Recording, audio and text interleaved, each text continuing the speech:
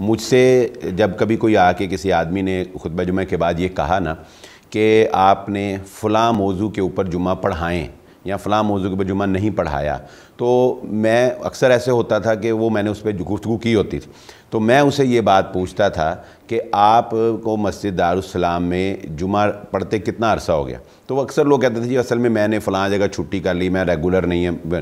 لیکن جو الحمدللہ ریگولر نمازی ہوتے ہیں نا، ان کی طرف سے مجھے کبھی یہ سوال نہیں آیا کہ فلاں مسئلے پر گفتگو نہیں ہوئی یا فلاں بات جو ہے وہ رہ گئی۔ تو اس میں ایک تجویز اور دینا چاہوں گا کہ جہاں ہماری گفتگو سے یہ ڈیسائیڈ ہو گیا کہ اگر آپ وقت پہ آئیں گے، پورا خطبہ جمعہ سنیں گے تو آپ کو مسائل کا علم ہوگا۔ دوسری بات، آپ اپنی مسجد کے ریگولر نمازی بنیں۔ بالکل صحیح بات ہے، ٹھیک ہے نا؟ جب آپ کو 6 مہینے سال ایک ہی مسجد کے ریگولر نمازی بنیں گے تو الحمدللہ ہم خطباء کو بھی یہی جو ہے انشاءاللہ گائیڈ کر رہے ہیں کہ وہ اپنے موضوعات کا انتخاب اس طرح سے کریں کہ ان میں ریپیٹیشن نہ ہو، یعنی بہت زیادہ ایک ہی تکرار نہیں ہونی چاہیے۔ تو الحمدللہ جہاں پہ خطبہ جمعہ اچھے کا اہتمام ہوتا ہے وہ تکرار ہوتی بھی نہیں۔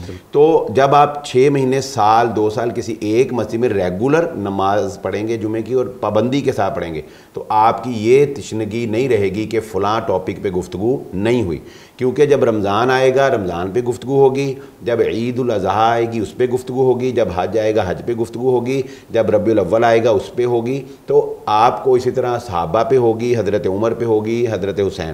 جب آپ پورا سال کے جمعے اکٹھے کریں گے نا تو انشاءاللہ آپ کو پتہ چلے گا کہ خطیب صاحب نے ہر موضوع کو ڈسکس کیا ہے۔ یہ سننے والوں کی کمی ہے کہ وہ انہوں نے اس کو مس کر دیا۔ بالکل صحیح بات ہے۔